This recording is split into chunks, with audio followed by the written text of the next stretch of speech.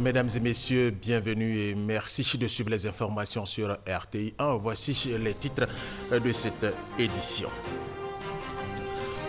La direction des Ivoiriens de l'extérieur, l'Organisation pour les migrants et l'Allemagne multiplient les actions de lutte contre les migrations. Une campagne de sensibilisation des potentiels candidats à la migration va impliquer désormais les réseaux sociaux et médias.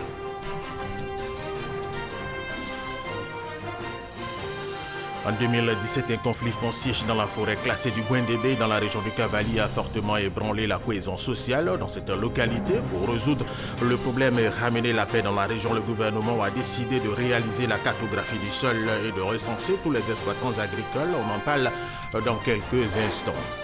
L'opposition au Mali n'accepte pas sa défaite après l'annonce de la réélection du président sortant, Ibrahim Boubacar Keïta. Soumaïla Cissé a appelé ses partisans à manifester. Ils sont donc descendus dans les rues de Bamako hier pour contester les résultats du second tour de l'élection présidentielle au Mali. Le magazine de ce dimanche 19 août va s'intéresser au football, à la relance du sport roi en Côte d'Ivoire à travers des compétitions qui vont révéler des talents qui permettront de créer des structures de formation d'excellence qui seront naturellement des viviers du football ivoirien. Notre invité n'est autre que le célèbre formateur et entraîneur français Jean-Marc Guillou. Guillou, voilà que vous voyez, Jean-Marc Guillou, merci d'avoir accepté notre invitation. Alors les Ivoiriens sont talentueux dans le domaine du football, mais à cela il faut associer la formation pour avoir de bons résultats, n'est-ce pas? Tout à fait, mais il ne suffit pas, le talent ne suffit pas, il faut du travail, du temps et surtout de la compétence au niveau de la formation. Et cela peut aboutir à de bons résultats. La suite, ce sera dans 30 minutes. Alors, commençons par ces télégrammes officiels du président de la République. D'abord, à son Excellence, M. Antonio Guterres, secrétaire général de l'ONU, suite à la disparition de M. Kofi Annan, ancien secrétaire général des Nations Unies et lauréat du prix Nobel de la paix, survenu hier samedi 18 août 2018 à Berne. En Suisse, le décès de ce diplomate chevronné qui a consacré une quarantaine d'années de sa vie au service de l'ONU est une énorme perte pour la diplomatie africaine et mondiale. En cette douloureuse circonstance, je voudrais, au nom du gouvernement et du peuple ivoirien, ainsi qu'à mon nom personnel, exprimer ma profonde compassion et présenter à votre Excellence, de même qu'à l'ensemble du système des Nations Unies, mes condoléances les plus sincères et les plus attristées. À son Excellence, M. Nana Akufo-Addo, président de la République du Ghana, le télégramme dit ceci: le lustre disparu était apprécié par les Ivoiriens en particulier pour sa grande humilité, son sens élevé du compromis, son amour du prochain et surtout pour l'intérêt qu'il portait à la Côte d'Ivoire. Madame Dominique Ouattara, mon épouse, se joint à moi pour exprimer toute notre compassion, notre amitié et notre affection à Madame Kofi Annan ainsi qu'à la famille du défunt. Très haute et fraternelle considération à Alassane Ouattara, président de la République de Côte d'Ivoire. La direction des Ivoiriens de l'extérieur, l'Organisation pour les migrants et l'Allemagne multiplient les actions de lutte contre les migrations. Une campagne de sensibilisation des potentiels candidats à la migration va impliquer désormais les réseaux sociaux et médias. Cette campagne de sensibilisation sera financée par la République de l'Allemagne à hauteur de 163 millions de francs CFA. Gabriel Zadi. La tâche n'est pas facile, mais il faut arriver à juguler la migration clandestine. Dans une initiative tripartite regroupant l'OIM, l'Organisation internationale pour les migrations, l'Allemagne et la Côte d'Ivoire via la direction des Ivoiriens de l'extérieur, une campagne d'information et de sensibilisation sur la migration clandestine a été lancée. Débutée par l'affichage, la formation des acteurs des médias et de la société civile, la campagne vient d'être renforcée par la sensibilisation sur les réseaux sociaux. S'il est donc effectivement nécessaire d'offrir ici des perspectives d'avenir viables aux candidats à la migration irrégulière, il est tout aussi indispensable de les informer également sur les risques encourus. Nous devons travailler ensemble à apporter des informations justes et judicieusement relatée aux personnes se trouvant en Côte d'Ivoire qui seraient tentées par la migration irrégulière. Au terme de cette activité d'envergure, 10 000 personnes doivent être sensibilisées à travers les médias et les réseaux sociaux, en particulier les femmes. Le financement du projet, estimé à 163 millions de francs CFA, est apporté par l'Allemagne, le plus grand contributeur du fonds fiduciaire de l'Union européenne.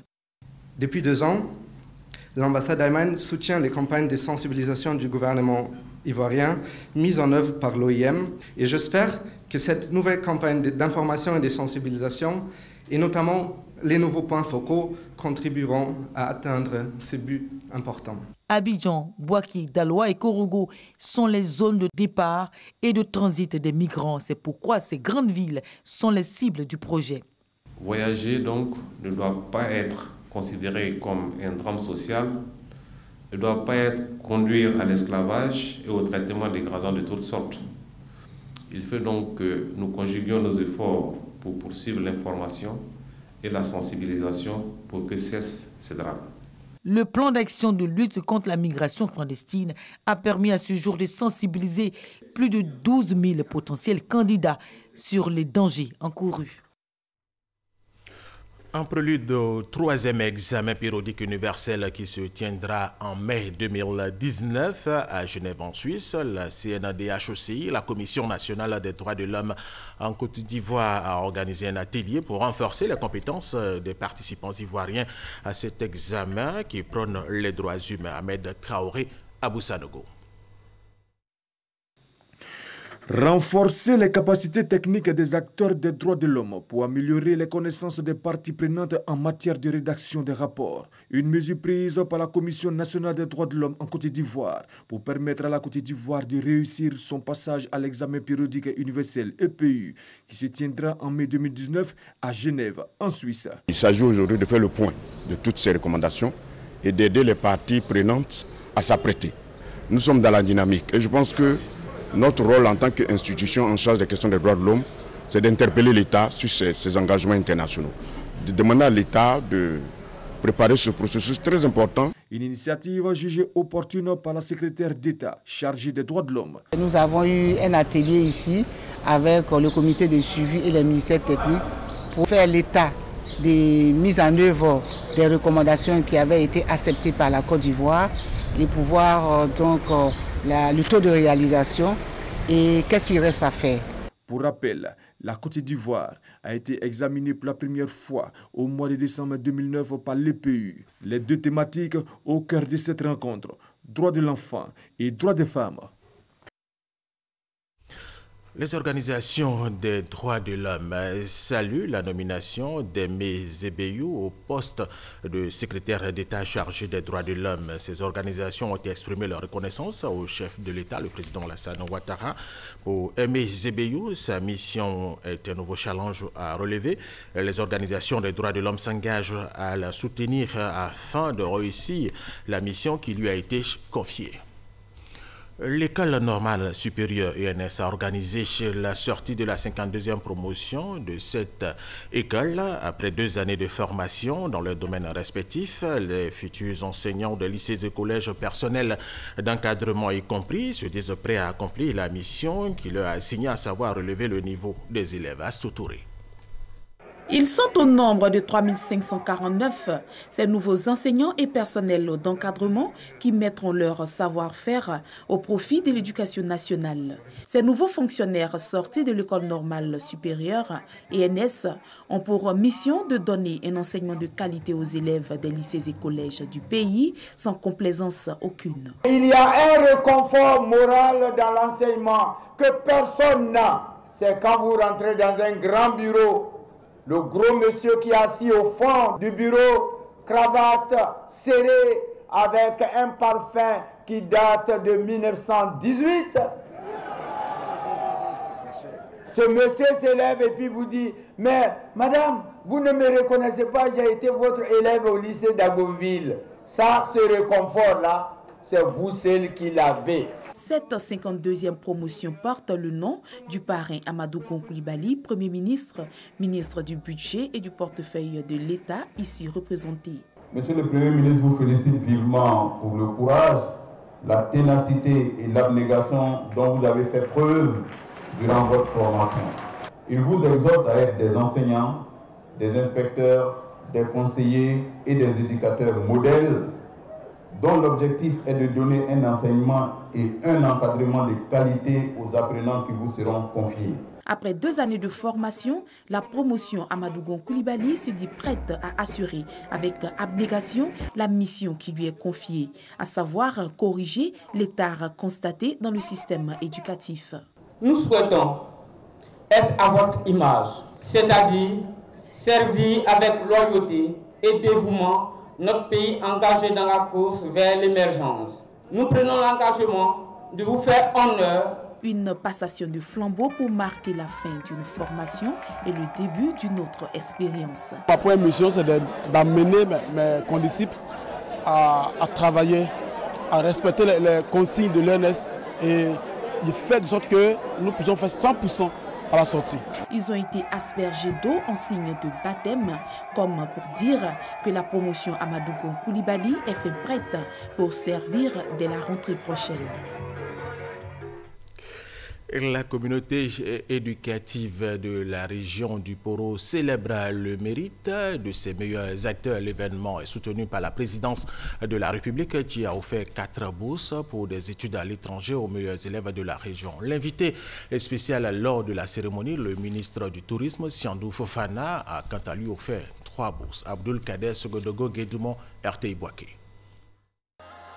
Après une année scolaire de dur labeur, l'heure est à la récompense des meilleurs acteurs de l'école de la région du Poro à travers la 7e édition de la Journée régionale de l'excellence et du mérite JRME. Les populations et les mutuelles de développement de la région du Poro se sont appropriées la politique de la scolarisation obligatoire, la PSO, prônée par son Excellence, Monsieur le Président Alassane Ouattara. J'en veux pour preuve la poussée chaque année des écoles maternelles, primaires et secondaires. La volonté de l'initiateur de la JRME est de faire de la région du Poro le leader de l'excellence scolaire en Côte d'Ivoire. Nous allons continuer à faire tout notre possible pour que Korogo retrouve sa place de cité d'excellence. Et pour cela, nous ne ménagerons aucun effort. Ainsi, les meilleurs élèves du primaire, du secondaire, les meilleurs agents et surtout les meilleurs bacheliers ont reçu des récompenses de plus de 20 millions de francs CFA. Cerise sur le gâteau. 4 bourses offertes par la présidence de la République et 3 par l'invité spécial, le ministre du Tourisme, Siandou Fofana. Des bourses qui vont permettre aux 7 meilleurs bacheliers de la région du Poro de poursuivre leurs études à l'étranger. Je voudrais vous inviter à ne pas perdre de vue l'essentiel. Sachez regarder dans la bonne direction. Des lauréats qui affichent aisément leur joie. Merci à M.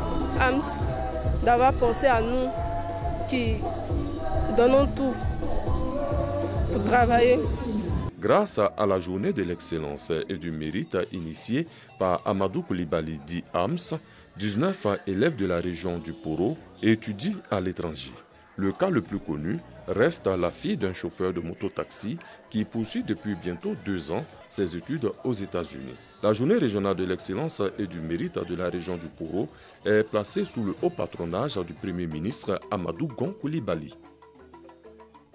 La Tabaski ou l'Aïdel Kébi, c'est dans quelques jours pour assurer aisément l'approvisionnement des marchés en bétail. L'Observatoire de la fluidité des transports et l'unité de lutte contre le racket effectuent pour le compte du Comité national de lutte contre la vie chère une mission sur les axes d'acheminement du bétail. Objectif, vérifier chez les dernières mesures du gouvernement relatives notamment à la suppression de l'assurance bouvier, le convoyage de camions par des civils et les barrages illégaux. Léon Broukwame, RTI Boaké. Séance de travail, mission de constatation de la fluidité du transport du bétail, corps préfectoral de Ouangolodougou. Au centre, les postes de contrôle et de perception de taxes tenus par des organisations professionnelles. L'autorité administrative est formelle, aucun arrêté n'autorise ces pratiques. Pareil chez les responsables locaux du transport qui indiquent cependant la route comme cadre propice.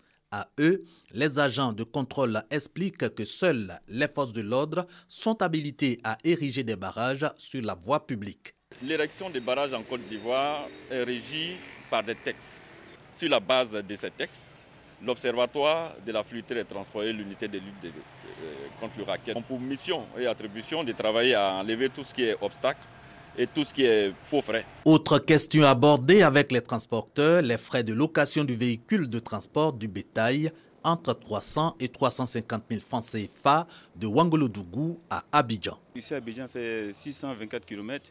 Bon, un camion remorque peut consommer 200 à 250 000.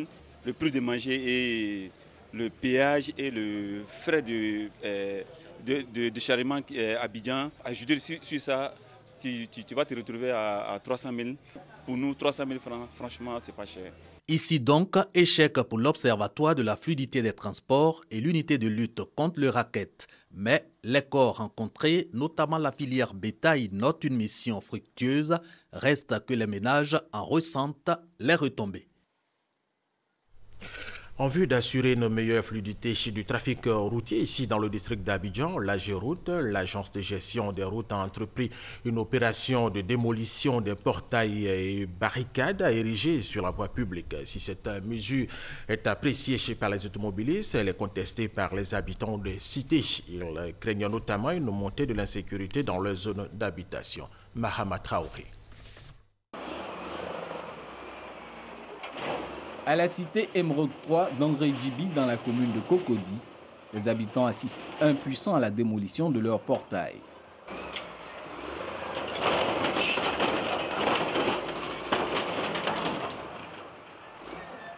Cette action fait suite à une mise en demeure délivrée la veille par une équipe de l'AGEROUTE, agence de gestion des routes. Mise en demeure informant les riverains de l'opération de démolition des portails et barricades érigés sur la voie publique, comme c'est le cas des cités Émeraude 3 et Sagessim d'André Djibi. La voie qui traverse ces cités est parallèle à l'artère principale de cette zone, reliant les quartiers d'Angré et de la Riviera.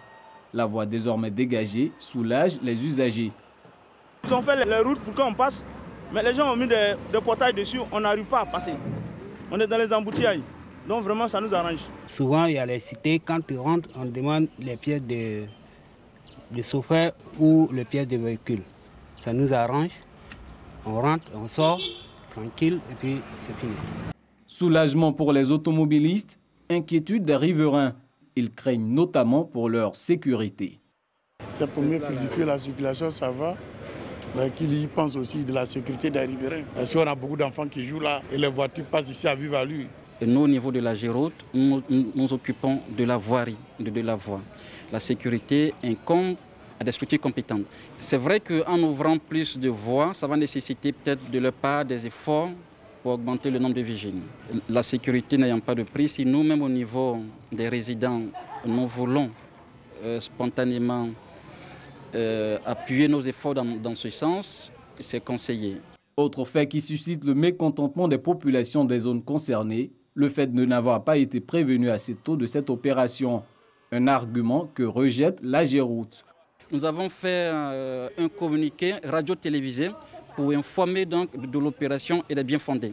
Mais mieux que ça, quand nous arrivons dans une cité, nous passons rencontrer donc les usagers, leur expliquer, leur donner la possibilité eux-mêmes d'enlever le portail avant que les engins arrivent. Et c'est quand ce n'est pas fait que les engins arrivent sur le terrain. Dans certains endroits, l'opération rencontre une vive contestation des populations. Ayant reçu une mise en demeure, les habitants de cette cité protestent. Ils estiment que leur domaine n'est pas concerné par cette opération. Ce n'est pas une voie principale, c'est des voies de la cité. Il y a des rangées de voies, il y a 4 voies. Parce que la cité est divisée en 4 parties. Mais en 2 grandes parties, il y a une partie à gauche, il y a une partie à droite. Mais dans chaque partie, il y a des ruelles. Et c'est une ruelle que nous avons fermée. On a mis des portails au cas où il y avait quelque chose. On peut courir pour venir, on ouvre et puis on s'en va. Ce n'est pas une voie principale. Mais si vous cassez, nous sommes exposés. Après la contestation, place aux négociations dans les bureaux de la direction de la voirie de l'AGEROUTE.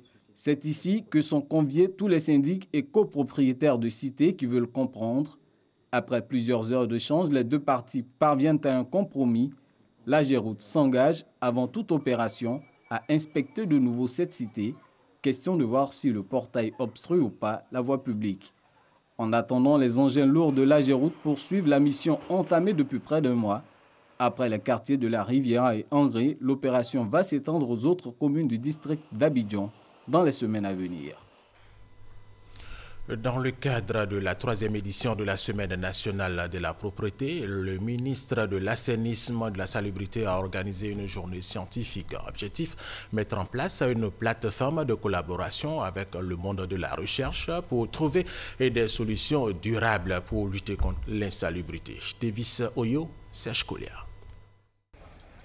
Plus de 12 millions de personnes décèdent chaque année d'une maladie liée à l'insalubrité dans le monde, selon l'OMS, l'Organisation mondiale de la santé. Ces chiffres inquiètent le gouvernement ivoirien qui a décidé de réagir depuis plusieurs années. L'opération Grand Ménage, la Semaine nationale de la propreté sont quelques-unes des activités menées par le ministère de l'Assainissement et de la Salubrité. La Semaine nationale de la propreté, par exemple, inclut une journée scientifique pour associer le monde scolaire et universitaire dans la lutte contre l'insalubrité.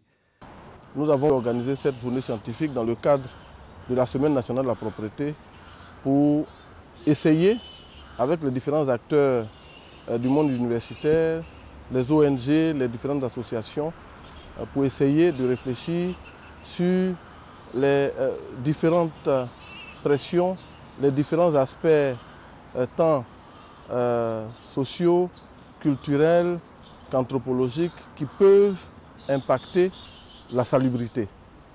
Prendre soin de l'environnement coûte cher, ne rien faire coûte encore plus cher. En tant qu'étudiant, en tant qu'avenir de la Côte d'Ivoire, il est très important que nous qui sommes jeunes, nous puissions nous intéresser à la question de la salubrité pour pouvoir rendre notre cadre de vie propre, pour que notre pays, la Côte d'Ivoire, ait une belle allure. Un accent particulier est également mis sur les différents facteurs pour un environnement et un cadre de vie sain. Il y a des gestes simples, nettoyer son cadre de vie, nettoyer sa maison, se laver les mains, nettoyer son commerce pour éviter de transmettre des microbes aux personnes, aux populations, éviter de rendre les gens malades. Au terme de cette rencontre, des recommandations ont été faites pour contribuer à renforcer la lutte en faveur d'une meilleure hygiène publique.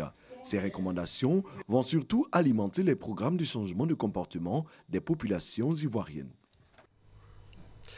Vous vous rappelez certainement, en 2017, un conflit foncier dans la forêt classée du Gwendébé dans la région du Cavalier a fortement ébranlé la cohésion sociale dans cette localité. Pour résoudre le problème, ramener la paix dans la région, le gouvernement a décidé de réaliser la cartographie du sol et de recenser tous les exploitants agricoles. On en parle avec F. Bouetao. Lancée en janvier 2018, l'opération de réalisation de la cartographie de l'occupation du sol et de recensement des chefs d'exploitation de la forêt classée du Gwendébé a effectivement démarré en juin. Exécutée par la SODEFOR et le BNET, c'est une opération qui consiste exactement à cartographier les parcelles et de recenser chaque propriétaire de parcelle. Je veux dire chaque exploitant de parcelle, ainsi que les intermédiaires. Et nous faisons de telle sorte que chaque parcelle soit rattachée à un homme. Puisque à la fin du projet, nous devons présenter un SIG, un système d'information géographique. Quand vous cliquez sur la parcelle, vous devez voir une personne en face, avec toutes les informations nécessaires. Plus de 2 mois après la mise en route du projet, il se tient la 2e réunion de présentation des résultats partiels des travaux à Guiglo dans la salle de réunion du Conseil régional du Cavalier. Nous avons constaté qu'il y a eu évolution du travail sur le terrain. La dernière fois, nous étions à près de 25% de réalisation. Et aujourd'hui, on est à un peu plus de 8000 personnes, chefs d'exploitation, qui ont été recensés et qui occupent une certaine superficie. Si l'opération se déroule globalement bien dans l'ensemble, des difficultés sont relevées. Les populations, malgré toute la sensibilisation que nous menons, continuent de faire les défrichements. Et quelquefois, les défrichements même vont jusqu'à s'attaquer aux réalisations concernant les plantations de l'assaut de forêt en matière forestière, c'est-à-dire nos reboisements. Et cet aspect nous touche véritablement et faire en sorte que nous puissions éviter les conflits qui naissent entre certaines communautés au sein de la forêt. Un appel est donc lancé afin que les travaux puissent bien aboutir. Demander à toutes les populations de cette région, à toutes les autorités, les élus, le corps préfectoral, de continuer à nous aider afin que nous puissions mener ces opérations à terme.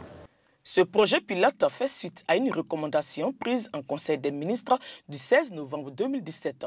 Il permettra d'une part de renforcer la paix et la cohésion sociale fortement mise à rude preuve en 2017 durant le conflit foncier de la forêt classée du Gwendébé.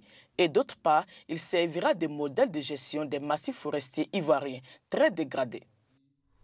La première édition de la journée de célébration des alliances ethniques en Côte d'Ivoire réunit à Zionoula plus de 500 chefs traditionnels Gouro, Senufo et alliés à leur tête. Les chefs Issa Koulibaly pour les Senufo et Boti Bizoro pour les Gouro. Pour les initiateurs, cet événement culturel vise à renforcer les alliances entre Senufo, Gouro et les peuples alliés dans Ewe. Plus de détails avec Moussa Koulibaly et Jean-Luc Bambo Kwame.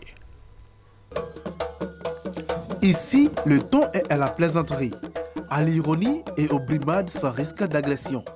C'est ce genre de relation que les peuples alliés, Senufo et Gouro, ont valorisé le temps d'une journée, dénommée la journée de la célébration des alliances ethniques. Elle a rassemblé à Zionoula plus de 500 chefs traditionnels Senufo, Gouro et alliés.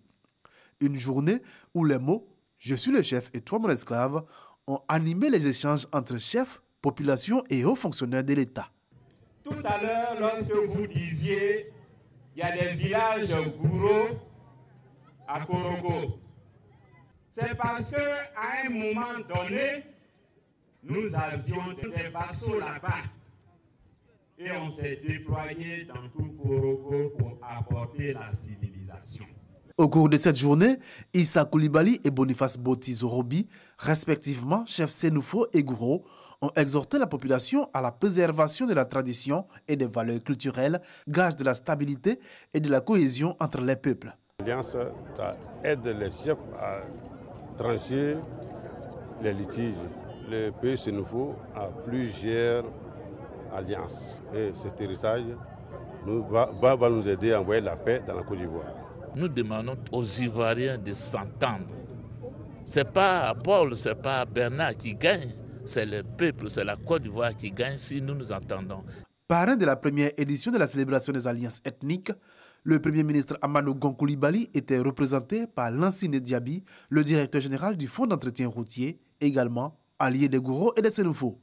Il s'est dit heureux d'assister à cette journée qui, selon lui, incarne l'union et les valeurs du pays. L'alliance interethnique peut jouer un rôle essentiel et un rôle moteur dans la consolidation de la paix dans notre pays. Et c'est pourquoi le Premier ministre et le Président de la République encouragent de telles initiatives. Les alliances interethniques sont un vecteur de paix du fait du pacte de non-agression et d'assistance mutuelle. Dans cette dynamique, les organisateurs souhaitent instituer la date du 21 juillet comme une célébration nationale des alliances ethniques en Côte d'Ivoire.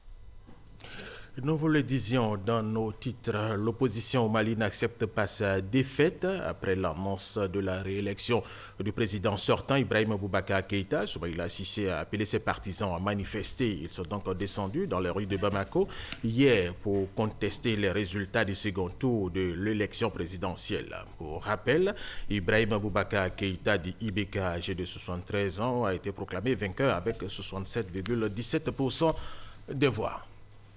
Samuel Eto'o-Fils, le footballeur camerounais, inspire des autres. C'est le cas de Joël Esso. Elle a une œuvre intitulée Samuel Eto'o-Fils. Dans cette œuvre, rédigée en bande dessinée, l'auteur met l'accent sur le parcours professionnel de l'international camerounais, qui pour elle est un modèle de réussite. Frédéric Oulaï, Issa Yeochodan.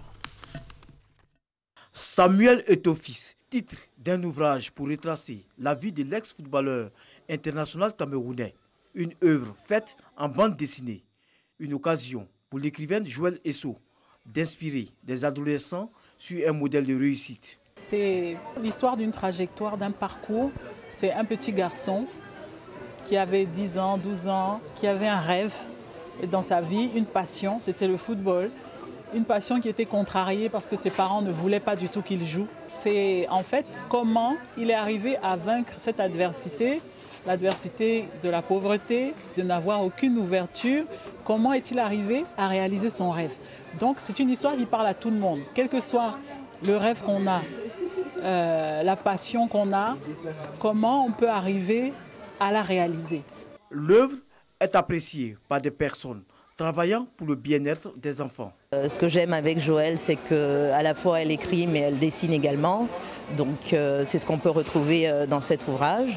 Je pense que pour tous ceux qui sont fans de football, eh ben, c'est un livre à explorer. Ça peut donner un exemple à tout le monde, que ce soit des enfants ou des adultes. Cet ouvrage de 42 pages, subdivisé en 9 chapitres, est disponible dans la librairie. L'écrivaine Joëlle Essou est également auteur de nombreux ouvrages, dont Tempête sur Abidjan. Le magazine de ce dimanche 19 août 2018 va s'intéresser justement au football, à la relance du sport roi en Côte d'Ivoire. Le football à travers des compétitions qui vont révéler des talents qui permettront de créer des structures de formation d'excellence qui seront naturellement des viviers du football ivoirien. Notre invité est le célèbre formateur et entraîneur français Jean-Marc Guillot, celui qui a permis à des talents ivoiriens de rivaliser avec les plus grands joueurs de football du monde. On peut citer quelques-uns: Yaya Touré, Kolo Touré, Zézéto, Aruna Dedane, Maestro et bien d'autres. Ce monsieur est en Côte d'Ivoire, oui. Jean-Marc Guillot est revenu en Côte d'Ivoire après un séjour un peu partout, on peut le dire, coach, en Égypte, en Belgique, au Ghana et surtout au Mali. Vous avez créé une académie. Alors vous êtes revenu depuis un moment en Côte d'Ivoire et vous avez un projet pour aider le football ivoirien à se relancer et vous avez le soutien de la FIF. De quoi s'agit-il? Il s'agit d'organiser une compétition pour le plus grand nombre de jeunes, filles et garçons, et une compétition de manière à faire en sorte qu'il y ait un football de masse, qui est un peu de ce football de masse et de cette compétition sortiront les meilleurs pour pouvoir être pris après par des structures d'excellence, donc qui devront répondre à un cahier des charges bien précis et qui feront un travail à peu près équivalent à ce qui a été fait avec l'académie, la première académie de Côte d'Ivoire. Donc c'est en fait une relance du football à travers une compétition qui a comme but et objectif de créer un véritable football de masse avec beaucoup d'adhérents. Comment va se faire le choix des compétiteurs, de ces jeunes? Comment va se faire le choix? La tranche d'âge. La tranche d'âge, voilà. Non, c'est pas la tranche d'âge, c'est la catégorie de poids en fait. On va faire ça par poids. Pourquoi? Parce que c'est plus équitable et c'est plus facile à contrôler. Donc le poids, ce sera de plus de 20 kg et de moins de 36 kg pour les deux premières catégories. Pourquoi vous insistez sur le poids des joueurs? Parce que je vous l'ai dit tout de suite, je pense qu'il faut insister sur le fait que les oppositions seront équitables parce que les gens auront à peu près le même poids, à quelque chose près, à 2-3 kg près, puisque ça va de 30 à 35. Donc il n'y aura pas une grande différence et c'est quand même intéressant d'avoir de voir tout de suite les bons joueurs dans des conditions justes, équitables. Qui ont le même poids. Pardon? Qui ont le même poids, je dis. Oui, qui ont à peu près le même poids. Alors, soit dit en passant, pourquoi vous avez quitté la Côte d'Ivoire depuis 2001? Que s'est-il passé? Je n'ai pas abandonné la Côte d'Ivoire. J'ai dû la quitter tout simplement parce que, avec le partenaire de l'époque, il y avait une lecture un peu différente du contrat qui nous liait. Et donc, au final, je pense que pour sortir de ce piège, il fallait que je parte. Et vous êtes donc, parti, vous êtes allé un peu partout et désormais vous êtes là. Alors votre projet est une compétition de détection des enfants talentueux au niveau du football, n'est-ce pas? Que ce soit les femmes et les garçons. Les filles et les garçons. C'est une compétition de détection. En fait, c'est une compétition tout court. La détection va se faire, c'est-à-dire que cette compétition a pour objectif premier de faire en sorte que beaucoup de jeunes profitent de pouvoir jouer et prennent du plaisir à jouer. et puis que certains d'entre eux émergent parce qu'ils ont de meilleures qualités. Et cela, bien sûr, le but sportif pour cela, c'est de les mettre très vite dans les structures d'excellence, c'est-à-dire des structures qui ont une très bonne organisation, avec des cadres, avec des éducateurs bien formés. Et cette structure va faire en sorte que 5, 6, 7 ans après, ces joueurs seront de nature à pouvoir jouer en équipe nationale. Dites-nous, M. Jama Guiou, est-ce que vous avez les hommes qu'il faut? Je veux parler des formateurs. Vous êtes une référence, mais les autres? On aura besoin de beaucoup de gens. Il y en a. Il y a des formateurs, il y en a qui sont naturellement bons. Il y a des anciens joueurs qui peuvent se tourner vers cette profession. Et puis, s'il en manque, on en formera. On fera des formations, on fera des sessions de formation, de manière à ce que les structures d'excellence soient vraiment avec des éducateurs qui connaissent la méthodologie de l'académie, qui connaissent la philosophie et qui ont les outils pour travailler de manière aussi efficace que ce qu'on a fait. Alors, M. Jama Guiou, avant de poursuivre notre entretien, nous allons suivre ce reportage de Franck Kouadio qui nous parle justement des centres de formation.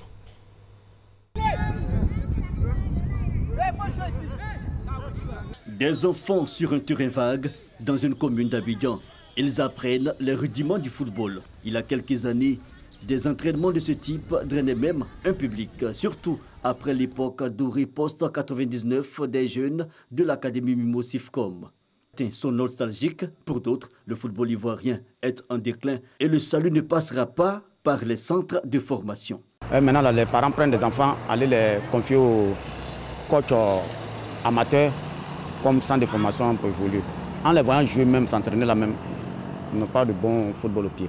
Le passé, on avait quand même une politique des joueurs qui était reconnue un peu partout dans les quartiers où il y avait de vrais dirigeants. Pas les dirigeants qui viennent pour faire du business au football aujourd'hui. Pour ce qui concerne le passé et pour ce que j'ai vu à mon époque, je peux dire que les centres de formation ont contribué au développement du football ivoirien. Maintenant, est-ce que les centres de formation contribuent toujours au développement du football ivoirien? Je peux dire oui, les centres de formation jouent leur rôle, mais est-ce que l'organisation ou bien la FIF accompagne ces centres de formation? Est-ce qu'il y a du suivi?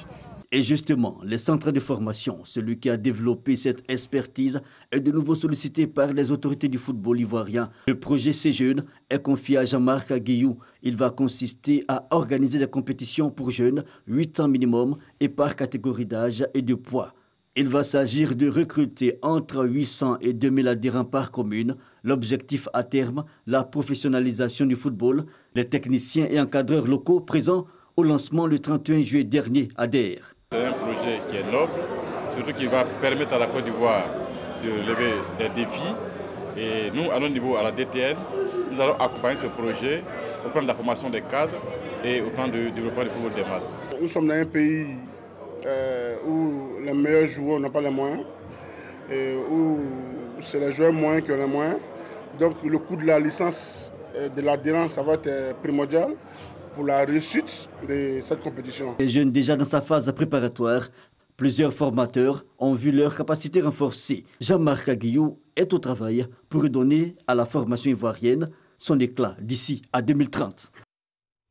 Jean-Marc Guiou, vous êtes au travail, Franck Kouadio l'a dit, alors formation pour le football, mais également éducation, parce qu'il n'est pas toujours évident de devenir célèbre footballeur comme Yaya Touré, Kolo, Zézéto, Madinho et autres.